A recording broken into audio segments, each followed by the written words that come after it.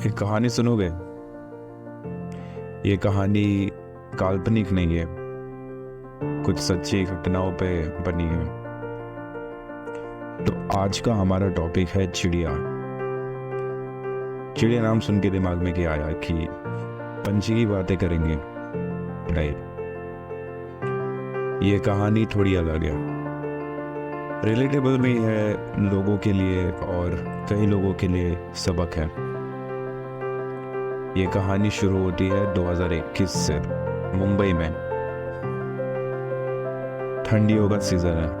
मैं अपनी ज़िंदगी की दौड़ में था, करियर बनाने में, पैसा कमाने में, खुशियाँ ढूंढने में, माँ को संभालने में। मेरी वीकेंड्स की आदत थी, मैं पार्टीज बहुत करता था, दोस्तों के साथ या अकेले जाकर और नए दोस्त यार बना लेता था। कभी कभी डेट भी कर लिया करता था। इन शॉर्ट, मैं पैसे कमा रहा था, घर और माँ को संभाल रहा था। सेविंग्स नहीं थी इतनी क्योंकि थोड़े शौक भी थे, जैसे घूमना था, नए लोगों से मिलना था, पार्टी करना है, वगैरह वगैरह। फिर एक रात लाइफ में एंट्री हुई उसकी। मुझे देखते ही प्यार नहीं हुआ था, बट एक कनेक्शन ऐसा था जिससे लग रहा था कि कई जन्मों से जानता हूँ उसे। 12 दिसंबर 2021। नहीं भूल सकता उस चेहरे को जिसको देखते ही रह गया मैं। फिर कुछ दिन, कुछ हफ्ते, कुछ महीने बीते। उस बीच उस चेहरे से 4 बार मुलाकात हुई। हमेशा मुझे एक कनेक्शन सा लगा और लाइकनेस बढ़ती गई। मेरा नया साल 2022 उस चेहरे की मुस्कुराहट को देख के ही शुरू हुआ। फिर आया 19 मार्च 2022। सेम ओल्ड था सब कुछ। दोस्तों के साथ पार्टी, क्लबिंग, डांसिंग, बूजिंग। फिर अचानक से सामने आया वो चेहरा जो शायद मैं भीड़ में भी पहचान लूं, क्योंकि उसकी सुंदरता बहुत चमकदार थी। ना कोई मेकअप, ना ओवरली ड्रेस्ड, सिंपल सा tan top with a jacket और ढेर सारी खूबसूरती। वो जानलेवा मुस्कुराहट और मुझे देखने का उसका अंदाज, बस उस रात में दिल हार गया। वैसे 12 बज के चले गए थे, हम सब ने पी रखी थी, पर मदहोश तो हम सिर्फ एक दूसरे के नशे में हुए थे। हमने और पिया, खूब नाचा। मैंने उससे कहा, आई वॉन्ट यू। उसने मेरा हाथ पकड़ के क्लब से बाहर ले गई और हमने एक बहुत अच्छा सा वॉक लिया। कुछ बातें की, कुछ छेड़खानी की। हम दोनों को भूख लग रही थी उस टाइम पे, तो हमने मिडनाइट में भुर्जी खाई। हालांकि वो एक वेजिटेरियन है, तो मैंने उसके लिए एक स्पेशल भुर्जी बनवाई उस भुर्जी वाले से, जो वो कभी भूल नहीं सकती। ऐसे हमारी कहानी शुरू हुई। उस रात के बाद हम 3 दिन साथ में रहे, ढेर सारी बातें की, एक दूसरे को निहारा, इंटीमेट हुए, खाना खाया, चीज़ें शेयर की। देखते देखते प्यार हो गया दोनों को एक दूसरे से। 1 से ज़्यादा महीने बीत गए।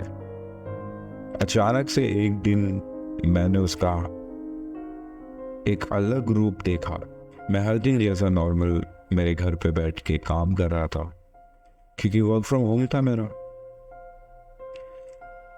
लाइफ और भी सॉर्टेड लग रही थी प्यार मिलने के बाद।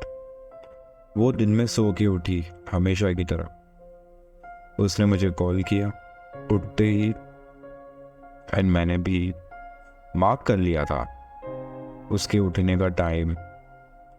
तब मैं भी ब्रेक ले लिया करता था उससे बात करने के लिए। वो जब भी उठ के मुझे कॉल करती है, मुझे सबसे पहले यही बोलती है, गुड मॉर्निंग जॉन। और मैं भी सेम रिप्लाई देता था, सेम एनर्जी के साथ, गुड मॉर्निंग जॉन। उस दिन उसने ये नहीं किया। मैंने उसे ग्रीट किया, गुड मॉर्निंग जॉन, एंड उसका सिर्फ गुड मॉर्निंग आया।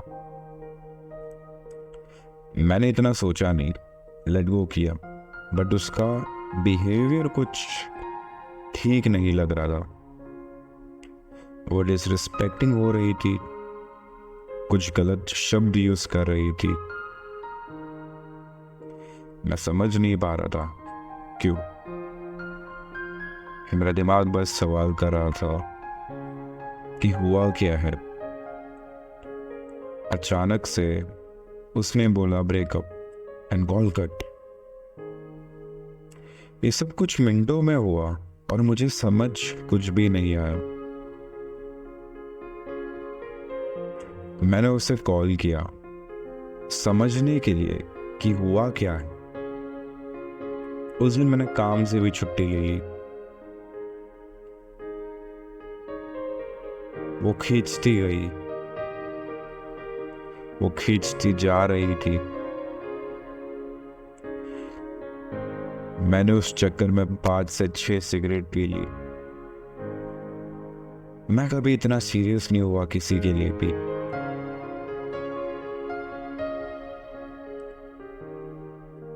जितना इसके लिए हुआ वो सिर्फ 1 महीने में। तो समझ नहीं आया कि उसने ऐसा बिहेव क्यों किया। 5 से 6 कॉल बाद उसने कॉल बैक किया, फिर से डिसरेस्पेक्ट किया, फिर से उसने उल्टी बात की, फिर कॉल कट कर दिया। मुझे ये लगने लगा if she is testing me, that how much tolerant I am. पर मैं टॉलरेंट था ही नहीं। मुझे जहां सही नहीं लगता है मैं निकल जाता हूं। पर यहां ऐसा नहीं था क्योंकि प्यार हो गया था। फिर उसने कुछ कॉल्स के बाद एडमिट किया कि वो फ्रस्ट्रेटेड है। वो फ्रस्ट्रेटेड थी क्योंकि उसके घर पे उसके फादर के साथ उसकी लड़ाई हुई हमें लेकर। उसके फादर को नहीं पता था कि अबाउट मी, मुझे और उनको नहीं पता था। पर आइडिया था क्योंकि वो घर से इतना बाहर नहीं रहती थी जितना मेरे साथ मेरे आने के बाद वो रहने लगी है। तो उसने बताया, मैं झूठ नहीं बोल पा रही हूँ, ना मैंने कभी झूठ बोला है,